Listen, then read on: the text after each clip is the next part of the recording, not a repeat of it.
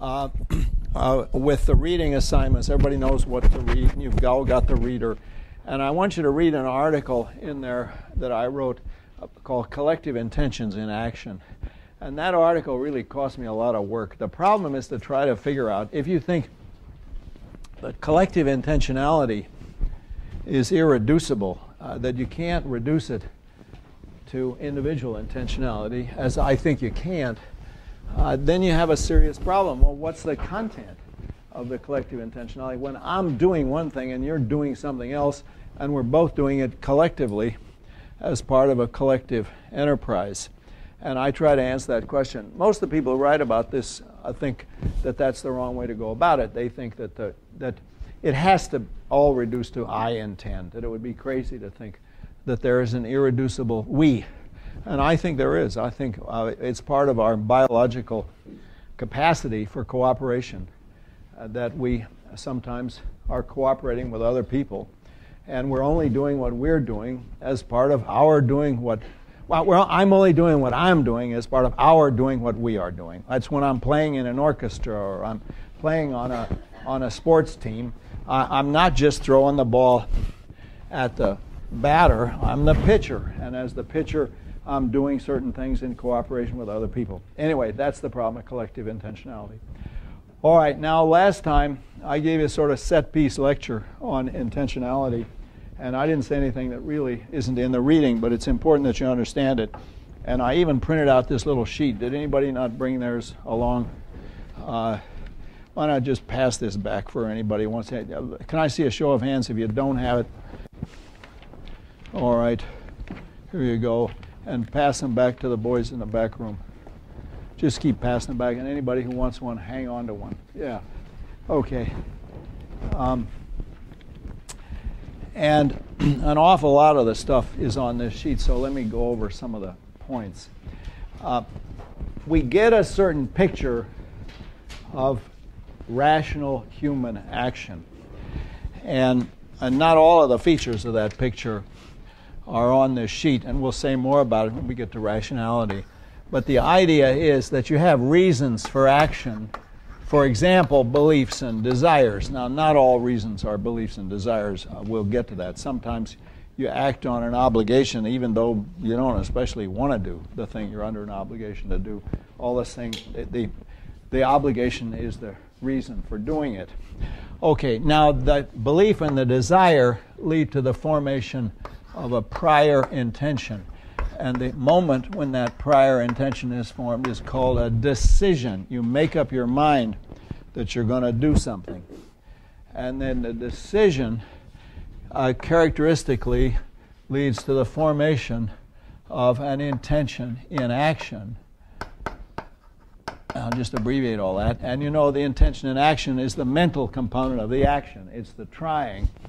And the intention in action then causes a bodily movement, and this total picture here is the action. The action consists of the intention in action plus the bodily movement. Now, it's perfectly possible to have an action with no prior intention. Normally when I'm in a conversation, I just say whatever comes into my head. There are a class of people who always think in advance what they're going to say. There's a technical name for them. They're called bores. The bore is a guy who's always thinking, what is he going to say? I was once in Brazil lecturing there, and there was a visiting guy from UCLA, a linguist, and he had this thing that somehow or other I was trying to lay a trap for him. So whenever I asked him a question, he always took a long time to think about it. You know, what's the bear trap here? Like, how are you? You know, he thought maybe this was a trick question. In any case, an awful lot of stuff we do quite spontaneously. We don't have to have a prior intention to do everything that we do intentionally. Now, let me give you what I think is an uncontroversial example of that. Some people would say, well, really, you have a prior intention to say what you're going to say. But here's a case where I'm pretty sure there is no prior intention. It often happens when I'm thinking about a philosophical problem, and I'll be sitting in a chair, and then suddenly I get up and start pacing around. I think better when I'm walking around. There's some deep foot reason having to do with the flow of blood, why people who pace around often think better than people who don't pace around. Here, you get one of these, no extra charge. Okay, now I jump up and start pacing around, but guess what? When I was sitting there thinking about the problem of referential opacity, I wasn't thinking any second I'm going to get up and pace around. I wasn't thinking about that at all. I just hauled off and did it. That's a case where I did something intentionally. I had an intention and action which caused a bodily movement where the total action consists of the intention and action plus the bodily movement, where there is this causal relation. All of these relations are causal, where I had the cause of the in that case, I had an intention and action which caused a bodily movement, but I didn't have this stuff. I did not have a prior intention. All right. Now, however, in the philosopher's favorite example of rationality, you reflect on your reasons for an action, you make a decision, and then you have the onset of the action, and the whole structure is causal from beginning to end. That is the standard textbook account. Indeed, on Davidson's conception of an action just is any bodily movement that's caused in the right way by a belief and a desire. I think that's wrong. You have to have a prior intention in there. The belief and desire don't function unless they result in an intention. However, that neat picture is messed up by two things. One is between the belief and the desire, and between the decision and the onset of the action, there's a gap. And there's a causal gap in the typical case where we do not think of ourselves as being determined, where we think, well, these are my reasons for voting for that guy, but all the same, I might vote for the other guy. I could vote for the opposing candidate.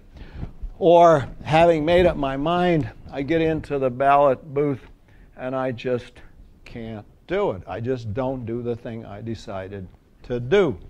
And I told you last time the name of that gap is called the freedom of the will.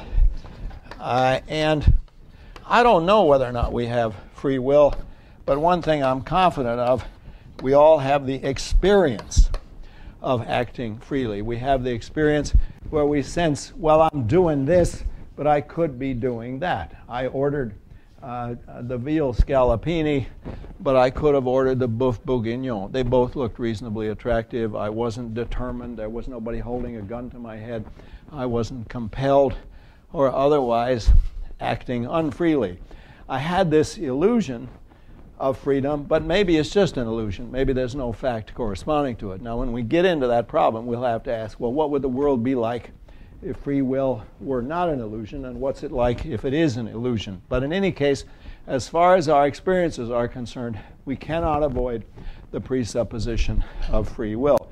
So on the little chart I gave you, there's an asymmetry that's not marked, and that is there's no freedom on the left-hand side. You don't have a freedom of perception. In philosophy, there's no problem about the freedom of perception. I'm seeing my hand, but who knows, maybe I could see something else. No, if it's like this, I don't have a choice. On the other hand, if I raise my right arm, or I raise my left arm, or I don't raise either arm at all, that's up to me. I have complete free will, or so it seems to me. I have the experience of free will, and now the question is there anything that corresponds to that? And as you all know, there's a deep inconsistency in our worldview, because on the one hand, we want to say, well, look, everything that happens has got a causal explanation. Everything. If I raise my hand right now, then that must have been determined by antecedent causes stretching back 15 billion years to the time of the Big Bang. So at the time, this is a wonderful picture. At the time of the Big Bang, when the universe was formed, it was written in the book of history that at that moment, on the 7th of September, in that room, Searle's right arm was going to go up. You see, now that's got to be a hell of a big book, the book of history in which all that is written. But that's the picture we have, is that everything that happens is determined by antecedently sufficient causal conditions. And Immanuel Kant said we couldn't think about reality if we didn't think of it as in that way determined. Now, as usual, Kant cheats like crazy. You get to be a philosophical genius or allowed to cheat, and here's the cheat that he makes. He says, of course we can't think of this except as being determined, but that's in the phenomenal world, in the world of appearances, whereas in the world of things in themselves, the Ding an sich. Beware of Germans saying Ding an sich. That's the one message I want to get across to you. The Ding an sich. In that world, it's completely free. I have Freiheit in the world of the in the noumenal world. Germans, that makes a Greek and German, that's deep trouble. But anyway, in the noumenal world of the Ding an sich, I am completely free.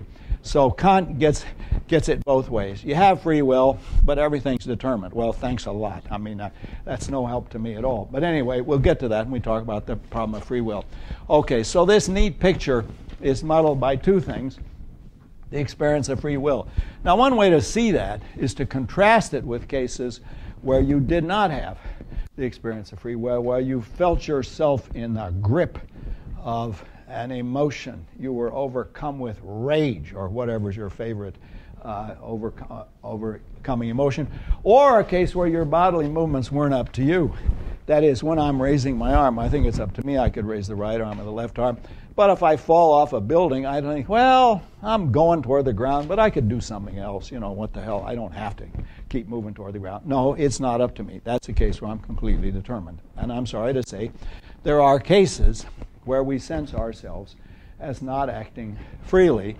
But in the normal case where I'm making up my mind what to order in the restaurant or what to who to vote for in the election, it's up to me. I can act freely. All right, now that's one complexity. Another complexity is I've made it look as if there's this very simple pattern whereby the intention and action causes the bodily movement. But of course, for anything complicated, you want to write a great book, or you want to get married to a Republican, or what's your favorite project, and pick a project, then you'll find you have to do a whole lot of things, and it stretches over time. Now, I gave you a simple project, Gavrilo Princip's assassination of the Archduke Franz Ferdinand, and what we found is there are different levels of description, and they're real, and they're all encompassed by the intention and action. He intends to pull the trigger, he intends to fire the gun, he intends to shoot the Archduke, and so on. But those are not three different actions. That's one action described at different levels of descriptions, where the descriptions describe the actual conditions of satisfaction of his complex intention in action. So in the purest case, he has an intention and action. I will pull the trigger, and by pulling the trigger, I will fire the gun. I will fire the gun, and by firing the gun, I'll shoot the Archduke. I will shoot the Archduke, and by shooting the Archduke, I'll kill the Archduke. By killing the Archduke, I will strike a blow against Austria, and indeed the whole two-eagled, two-headed empire. And furthermore, by striking a blow against Austria, I will avenge Serbia, Bosnia, Herzegovina, and all the other good guys who need to be avenged. That's his complex intention and action. Now, that's not 6 different intentions. That's one intention with different levels. And now what we discovered is there are 2 parts to that, 2 parts of that complex level. And the 2 parts to the complex intention are the causal by means of relation and the constituted by way of relation. So by pulling the trigger, he fires the gun, because pulling the trigger causes the gun to fire. That is a causal relation. But by striking a blow against Austria, he doesn't cause Serbia to be avenged. That just constitutes avenging Serbia. That's what it is in that context, to avenge Serbia. So this is a constitutive relation, and this is a causal relation. And these constitutive relations are going to be very common where human social behavior is concerned. Think of the obvious cases. I now make noises through my mouth. Those noises don't cause me to say things. They are saying things. They constitute saying things. And saying those things constitutes giving a lecture on the philosophy of society. And much of social reality is like that. You vote in an election by raising your hand. Raising your hand doesn't cause you to vote. Rather, it is constitutive. In that context, raising your hand just was voting. Does everybody see that? That you have these two different levels.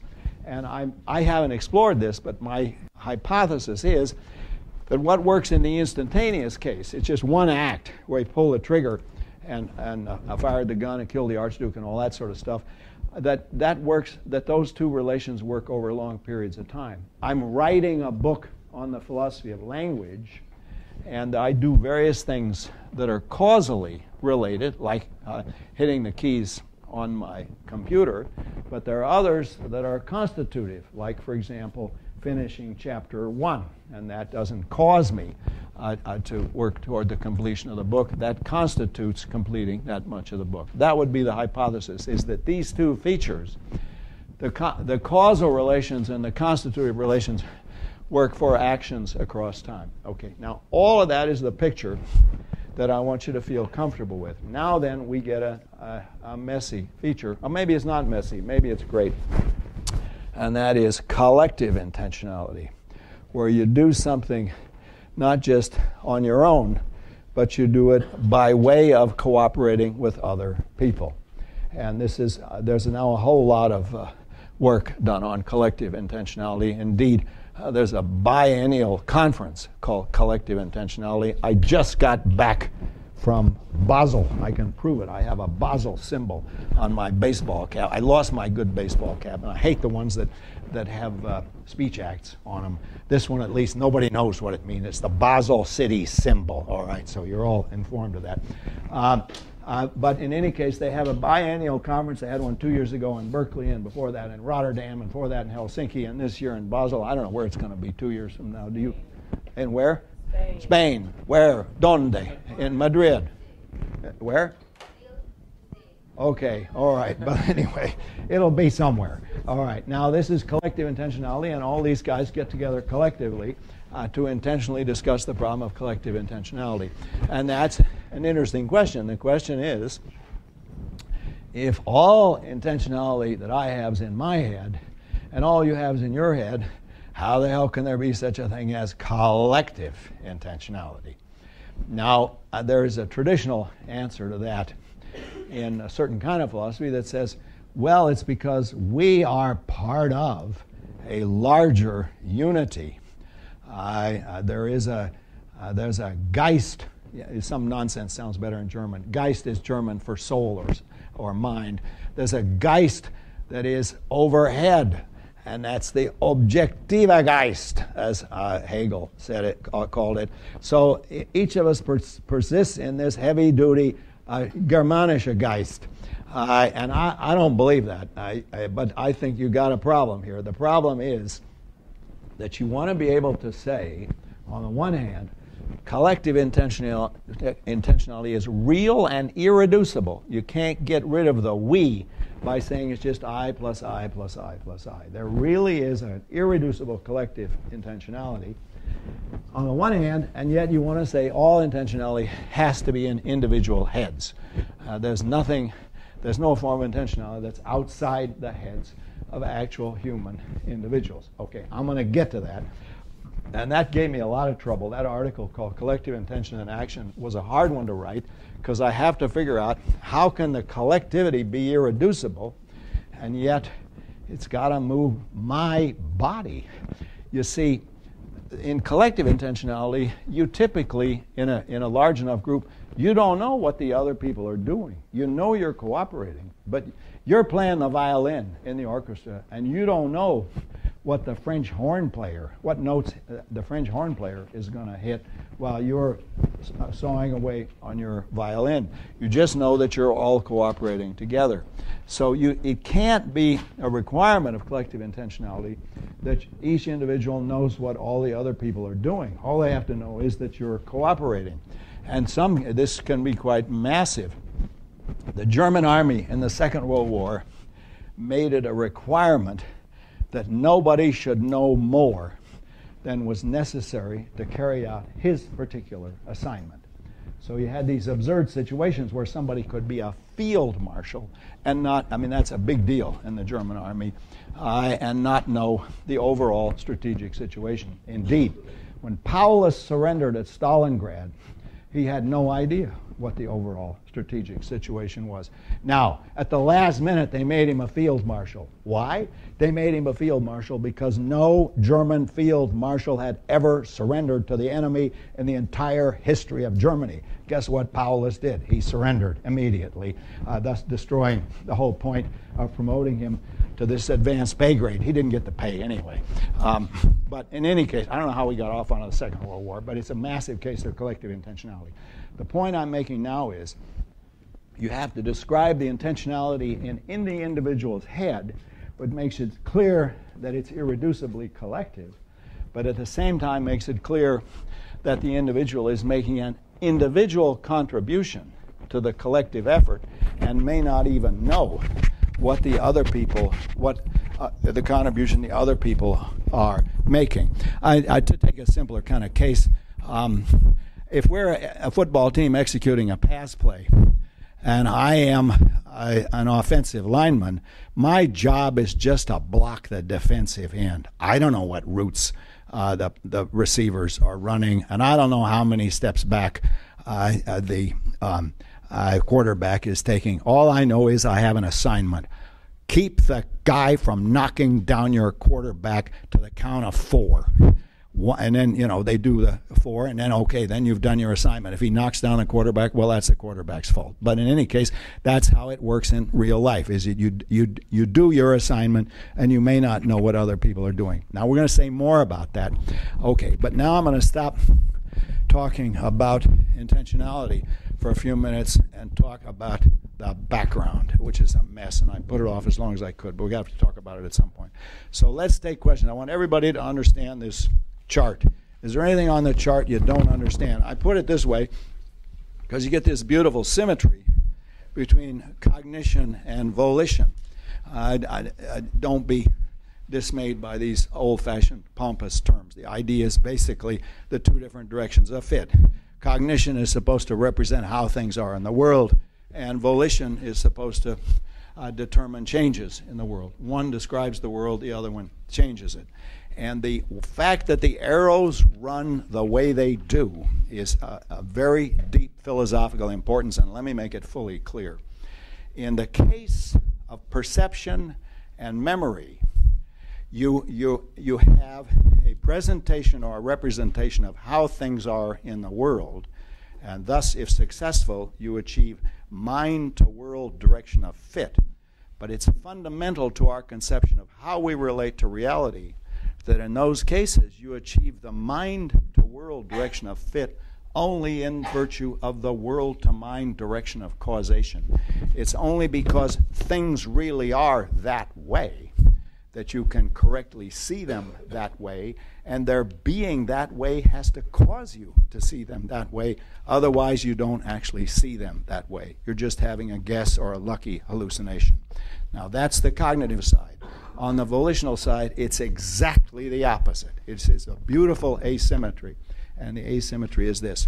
It's fundamental to our notion of human action that you succeed in doing the thing you're trying to do, or in carrying out your prior intention, and thus achieve the world-to-mind direction of fit only if you're planning, that's the prior intention, or trying, that's the intention and action, cause the behavior that constitutes changing the world. So you achieve the world-to-mind direction of fit only in virtue of mind-to-world direction of causation. Now, if there's one thing I want you to understand that point, that you get an asymmetry between cognition on the one hand, which tells you how the world is, and volition, where you're actually trying to change the world or planning how to change the world on the other hand, but it's perfectly symmetrical. It matches the symmetries between the sensory nervous system and the motor nervous system The sensory nervous system is supposed to enable you to get accurate information about the world. The motor nervous system enables you to change it. What this does is to capture the causal and intentional components along with the conditions of satisfaction.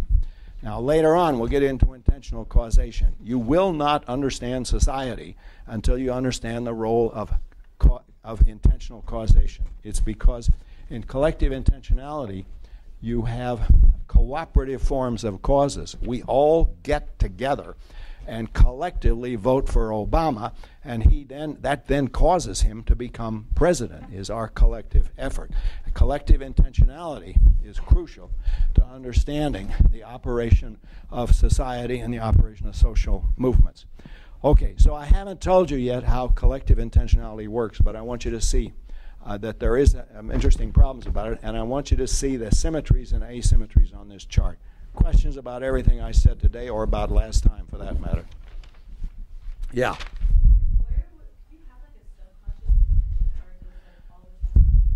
I can't hear you very well. I'm going deaf in my old age. Do you have a subconscious intention? Yes, okay. Now, I haven't talked about the dreadful problem of the unconscious, and it is a problem, and often there are unconscious intentions. You have a lot of things that you are unconscious of for two sets of reasons. One is there's some things you do intentionally that you're just not thinking about. I'm walking with a bunch of friends. We're arguing about a philosophical problem, and I find myself stepping around a puddle. I'm not thinking about the puddle. That's at a very low level of my consciousness. It may be indeed be unconscious. More dramatically, there are the Freudian cases of repression, and there are collective repressions, as well as individual repressions. The individual repressions are the more obvious ones. After the dinner party, the wife tells her husband, "Why were you so rude to the host?" And the husband says, "Rude? Me rude? I wasn't rude at all. I just pointed out that his last article contained 17 plagiarisms of my work. And besides, the only original things in it were entirely false. Who's rude? Nothing rude about that." So that's a standard sort of academic manifestation of academic hostility, and a lot of those cases are unconscious. Nothing dramatic about it. It isn't that the guy's got some deep sexual repression. He probably has that too, but you don't have to have that to get in the ballgame of unconscious hostilities and unconscious desires. Now, we're going to have a problem about emotions, and I'm going to have to talk about the emotions. Why do we have the notion of an emotion at all? I mean, why don't we just stay with beliefs and desires in perfectly respectable and intentional states? And the answer is it's because the emotions move us. That's what the word means, etymological. A moverare, as we would say in Latin, meaning to move out. And the emotions do move us to forms of behavior, not all of which are rational. And when we get into rationality, one of the things we'll have to talk about is the relation of rationality and the emotions. See, there's a traditional view that says rationality is constantly at war with the emotions. But there's a good book by Antonio Damasio called Descartes' Error, where he points out, no, look, without any emotions, you can't really be rational. You have to have some emotional drive in order to give rationality any purchase at all. Hume would have loved that. Reason is and ought to be the slave of the passions, Hume famously said. All right, so there's my account so far is neutral about whether or not the intentional states are conscious or unconscious. Other questions? Yes. Yeah, you're entitled to two. Go ahead. So in this whole action picture, I'm a little confused about unintentional actions versus non-actions. Yeah, right. Is an unintentional action can only be caused as like a side effect of an intentional action, right? Or what would that be? Okay, here's the picture that is standard in the literature, and I think it's probably due to Davidson. But I'm glad you asked the question because I want to modify the picture slightly. Whenever you do anything, there are lots of things that happen that are not part of the content of your intention in action. Those are typically called unintentional actions. And the favorite example is Oedipus marrying his girlfriend and simultaneously marrying Jocasta. One marriage is intentional. He married Jocasta intentionally.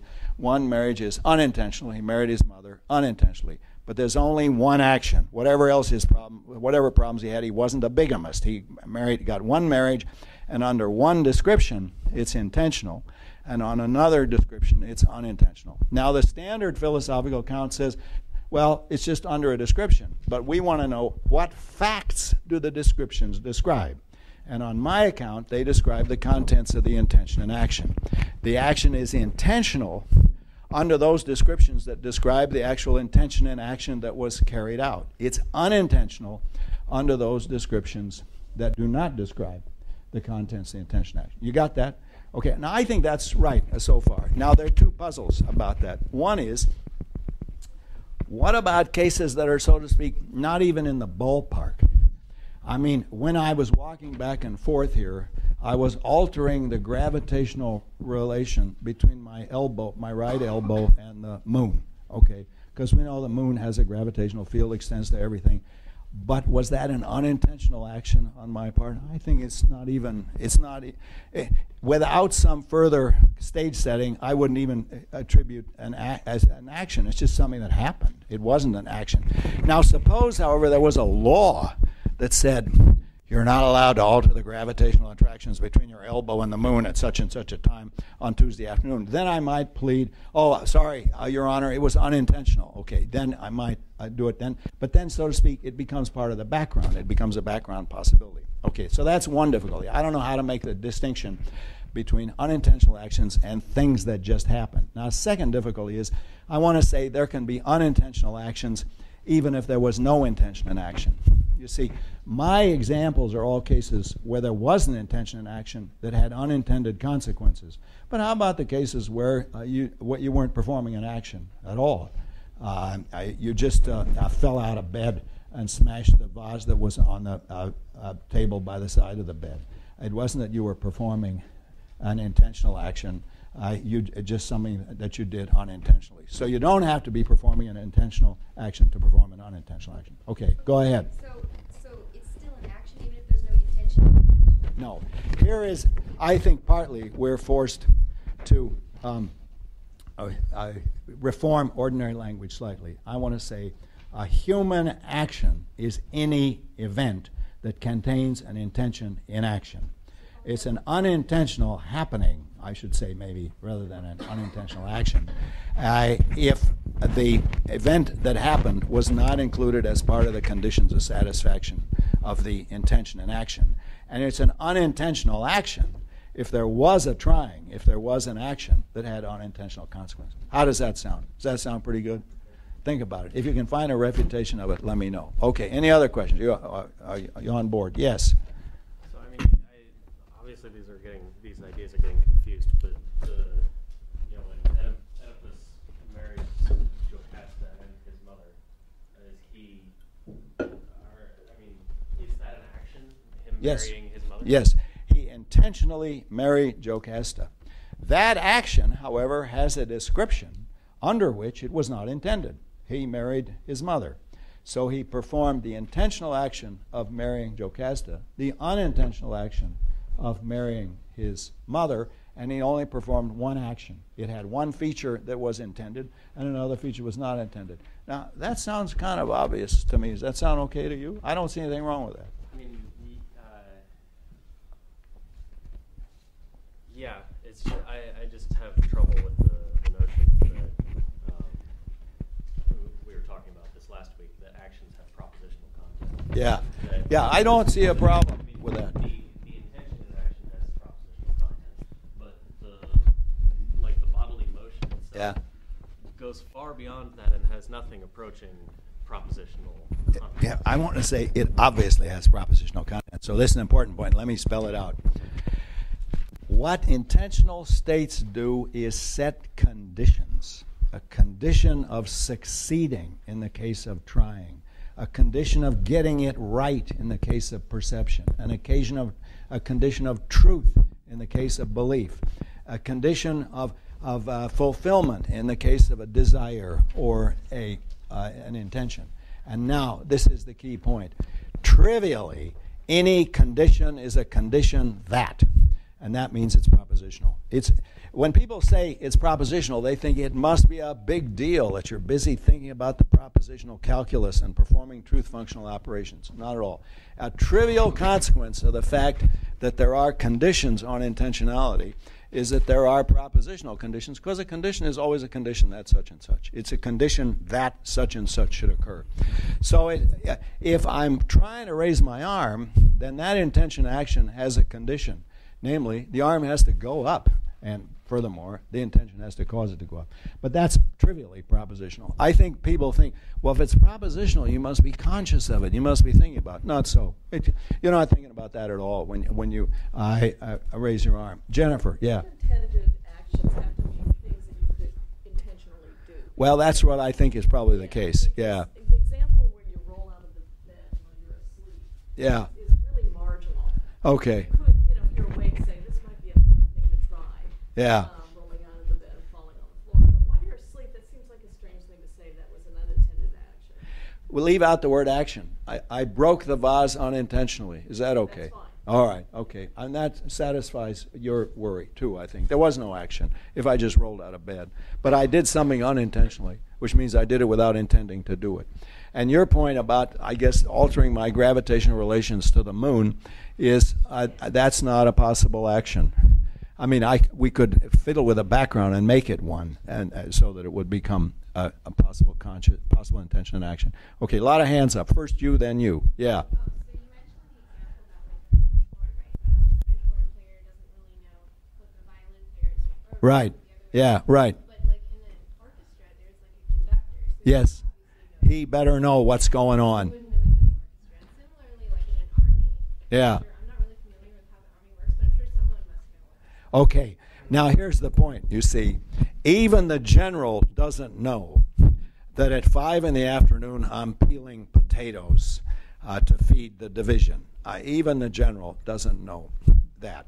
The general has an overall, and incidentally, the military has to be somewhat efficient, so they do such things as, who are you responsible to? And normally, there are the general has a limited number of people that are actually answer to him, and then each of them has a whole bunch of people that answer to them. The general doesn't know what the private is doing, but he should know what all of the colonels are responsible for, so that he can check on the fact that they're carrying out their responsibilities. So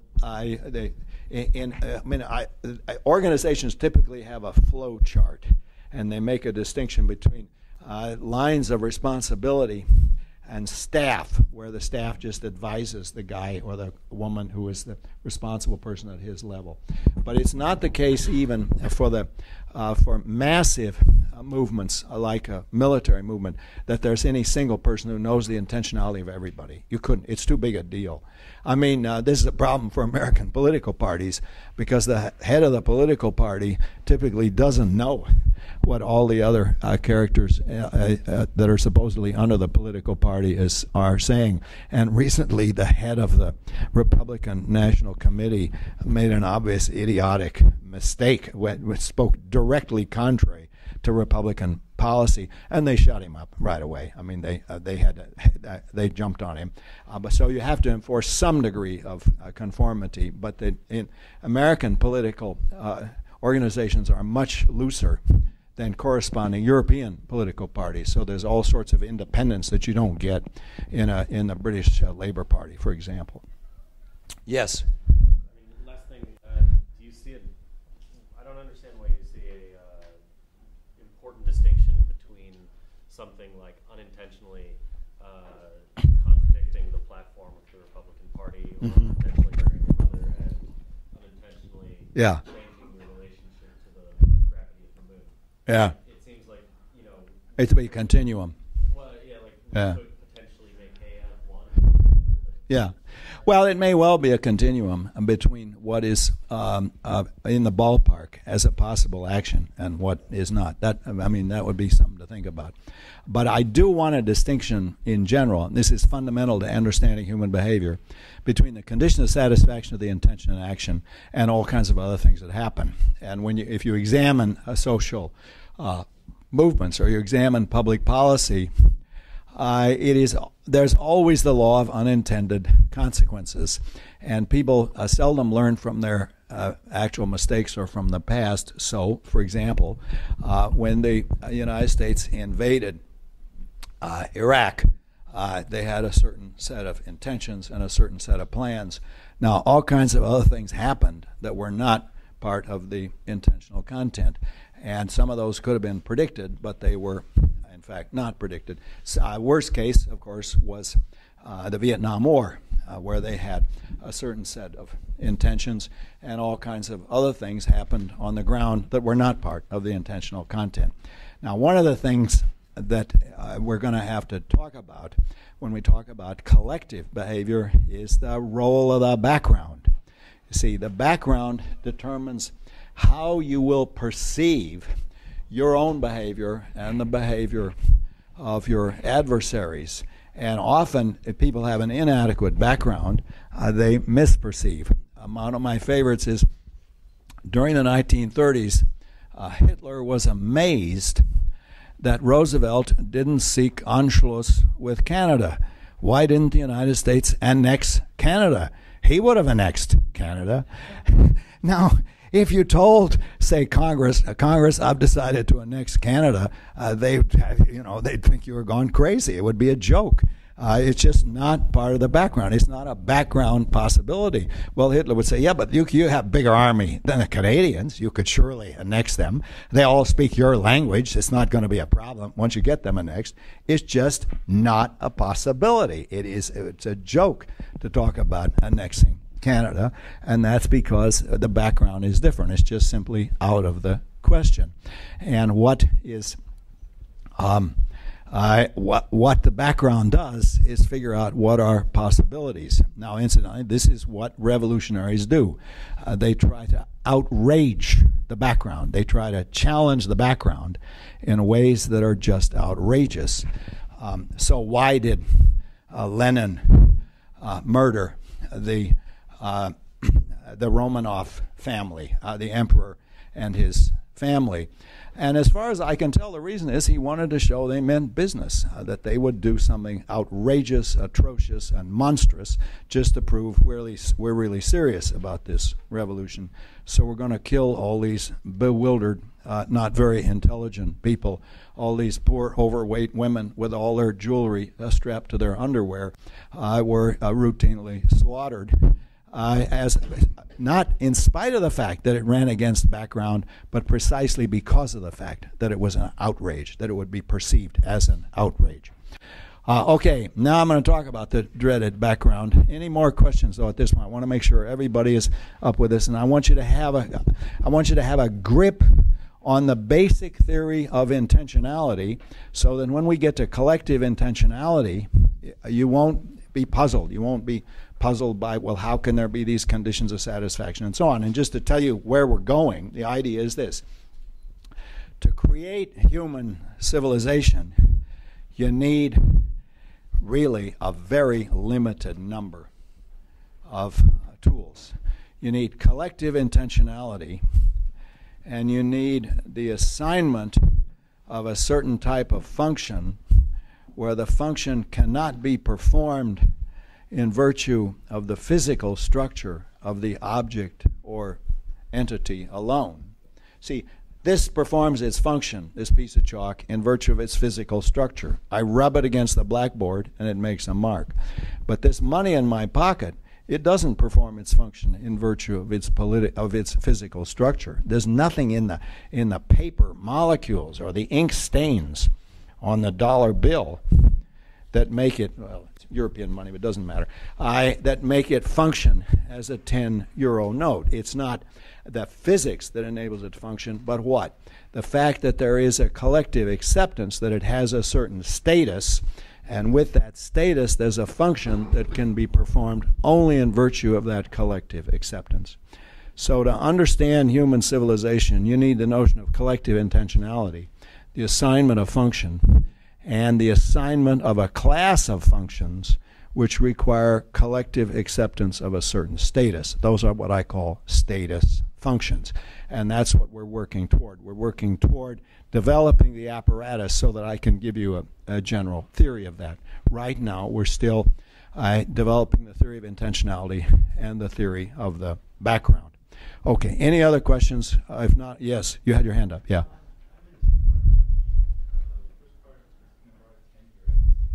Is about what? Yeah, sure thing. I charge rather heavy rate of interest, and I insist on some security. Your driver's license will do as security.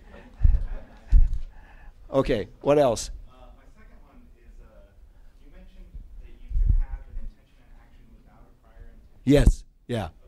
Those are called spontaneous actions. Okay, and that could be a result of the compulsion, somatic. Yeah, just haul off and do it. Yeah. So, does that open up the possibility maybe of a spectrum of liminal kind of lack of intentionality? Yeah. Well, I don't think so. Whenever I present this idea to professional philosophers that you can have an intention and action without a prior intention, typically there's some guy who said, well, you must have had a teeny weensy prior intention, a real little guy that you couldn't detect, you were unconscious of it. Why? Why do I have to have that? Now, there is an interesting point, though, and that is typically these spontaneous actions will be the result of some much more general prior intention. So it's true in a conversation. I say a lot of things that are absolutely unplanned. I didn't intend to say that, and I may regret saying it afterwards. But I did intend to have a conversation. So I had an overall project of having a conversation, and then within that, I made a whole lot of spontaneous moves that were intentional moves. And remember, the mark of the intentionality is the mark of the condition of satisfaction. What were you trying to do? And I was trying to say that. I said those things intentionally. Okay, well, let's talk about the background. All right, now here's the picture that we've been developing. You have these intentional states. At any given point, some of them are conscious, though the conscious ones exist alongside a whole bunch of unconscious ones. And that just means they're things you're not thinking about. Even when I'm sound asleep, I still believe that Barack Obama is president and that the United States is a republic. And there is a fact about me that makes it the case that I think that, but it's not a conscious fact. I'm not thinking about those things then and there. So you have all these intentional states, and they can be conscious, but at any given point, many of them, maybe most of them, are not conscious. Okay, now the question arises, well, how does it work? And one of the elements I've said you need to make it work is if you're going to think that I have these intentional states, they only work because they're related to a whole lot of other intentional states. So I believe that Barack Obama is president, but I have to believe a whole lot of other stuff in order to believe that. I have to believe the United States is a republic. It has elections every 4 years, that the elections are typically fought by the two major parties, and you really don't have a chance of becoming elected president unless you're a candidate of one of the two major parties, and so on. So if this is the belief that Obama is president, it only functions because of its relation to a whole lot of other elements of the network. And what does that mean, it only functions? It only determines the conditions of satisfaction that it does. It only identifies the state of affairs that it does because of its relation to a whole lot of other intentional states. I have a whole lot of other beliefs and desires and attitudes that enable that state to function. And think of the guy deciding to run for the presidency. You know, everybody's telling him, well, you ought to wait 4 years. It's not your turn. And he says to himself, no, I'm going to run for the presidency now. Now, in order to have that intentional state, he's got to have a lot of other beliefs and desires. He's got to desire that people vote for him, that people contribute money to his campaign, that people are willing to work for him in the campaign. So not all beliefs, but he has to have this whole network of other states. To the extent that he doesn't have those, then no matter what he says, it would not be the intention to run for the presidency. If he thought, we say, well, what does that involve, running for the presidency? And he says, well, the way I understand it is, everybody who wants to be president gets at the top of a big grassy hill, and they roll down a hill, grabbing a mouthful of grass at each roll. And when they get to the bottom, the guy with the most grass is president. Isn't that how it works? And we tell them, no, you didn't understand it. If you think that's how you get to be president, you're in a different ballpark. Wrong network, wrong set of assumptions. All right, but now then, if you listed all these assumptions, philosophers like to say et cetera, but that's the et cetera of laziness. I mean, tell us what they are, and then what you find is you can't really list everything. After a while, you'd get a bunch of propositions that look funny if you list them as further assumptions. Is it a belief that Obama has that typically voters are conscious when they vote? Well, if I thought they were all going to be unconscious, I'd run a different kind of campaign. God knows what it would look like, but it would be different. Or that elections are held at or near the surface of the earth. If I thought elections only went on the moon, then again, I'd run a different kind of campaign. How are we going to get the voters to the polling place on the moon? A different kind of campaign. But it seems to me it's best to think of those as taken for granted presuppositions. And the network then shades off into a sort of a background of things that are taken for granted. And then particularly, you take for granted that you have certain abilities. You can cope with people. You know how to relate to people. You have a certain set of abilities for coping and dealing with people. And I'm suspicious of these neat little diagrams, but this is the way I like to think of it, that the network only functions against a background of things that are not, so to speak, explicit beliefs and desires and other intentional states. It functions against a background of what's taken for granted, including skills. It's this background of stuff that is completely taken for granted, and it's hard to specify the elements of the background precisely because it doesn't consist of a set of propositions. It consists of a kind of set of stances, ways of behaving, dispositions, habits, cultural and biological know-how, just ways of coping. Now, there isn't much that's any good that's written on the background, but the thing that influenced me most, and the thing that I think is the best thing written, is Wittgenstein's On Certainty. And he writes about a particular role of the background, and that is the role of the background in epistemology. This is his book On Certainty. And there are other guys who write about the background. Pierre Bourdieu has the notion of what he calls the habitus, and I think that is like my notion of the background. The only thing is, Bourdieu writes, I'm sorry to say, in ways that are pretty much, well, I won't say unintelligible, but they are very hard to understand. One year I taught this course and I assigned Bourdieu's book, The Logic of Practice. I really liked him. He was a terrific guy and a good friend of mine and perfectly clear in conversation. It's just when he wrote a book, it came out as French fog. It just came out as very obscure. And the habitus is a useful notion, but it's a notion, and it's like my notion of the background. It's the way, it doesn't mean habit, it means habitation. It is the habitation of people, that they have this habitus which enables them to cope with the world. And he points out, when you tell a little kid, stand up straight, behave better, you are inculcating a habitus. You're inculcating the background. Why did he write so badly? He was perfectly clear in conversation. Well, I asked Michel Foucault the same question when he was teaching in Berkeley. He was a smart guy. And I was having lunch with him once, and I said, Pourquoi tu écris si mal? Why do you write so badly? And he said, we were speaking French, he said his English was atrocious. It was good, but he couldn't pronounce it. I can pronounce French, it's just otherwise it's atrocious. But anyway, he said, if I wrote as clearly as you do, people in Paris would say, c'est enfantin. I mean, it's naive. It's childish and naive to try to say things so clearly. And I said, come on, you're pulling my leg. You know, tu te moques un peu de moi. And he said, non. En France, il faut avoir au moins 10% incompréhensible. Yeah, in France, you have to have at least 10% incomprehensible. Otherwise, people won't take it seriously. They won't think you're a deep thinker at all.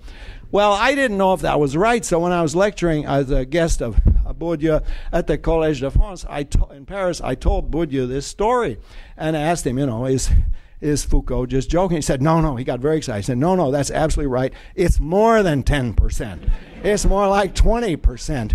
And when you read Bourdieu, yes, you think it is quite a lot more than 10%. Anyway, something happened in French intellectual life, and I guess who the hell was responsible for it? It could have been Bergson. I don't know. When did they? You see, there was a period, none of you are old enough to remember it. In my childhood, there was a slogan, "Ce qui n'est pas clair n'est pas français." If it's not clear, it's not French. Well, that has long since been forgotten. I mean, you think Bourdieu and Foucault are bad, try Derrida. But in any case, there was I don't know how we got off onto this, but I'm going to talk more about the background in a minute. There was a period of obscurantism that came over French intellectual life under, I think, the influence of the Germans. I mean, you read a lot of Hegel, and a whole lot of things happen to you. But in any case, there was a kind of obscurantism that did take over. Now, it's true, most of those guys didn't read Hegel himself. That would be too much. They read a book called Introduction de la lecture de Hegel, Introduction to the Reading of Hegel, and I forget the name of the guy that wrote that, but he had a huge influence. What's his name? Yeah, Kojève. Somebody's a scholar here. Pierre Kojève. Suspense. And Kojève wrote this book, and everybody read that, but it's as bad as Hegel. I've tried to read it several times and never made it through. It's spelled this way. Kojève, Introduction à la lecture de Hegel. You can't do the H. Hegel. Anyway, if you write that badly, you find yourself in bed with a whole lot of Germans whose names start with H. For reasons that are unclear to me. But all right, so we're getting on to the background, and I'm suggesting that there are other authors that write about this, and I think the best is Wittgenstein. But let me give you some obvious examples that there has to be such a phenomenon.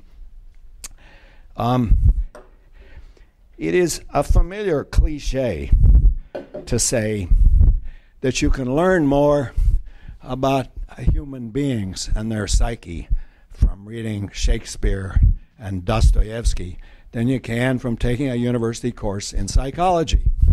Now, I think that's probably right. The important thing to remember is it's not a criticism of university psychology courses. They're not trying to do what Dostoevsky and Shakespeare were trying to do. Dostoevsky had a different set of intellectual objectives. I mean, I am sure it's true to say you can learn a lot more about ethics by reading those guys than if you took a university course in a philosophy department in ethics. That's probably true as well.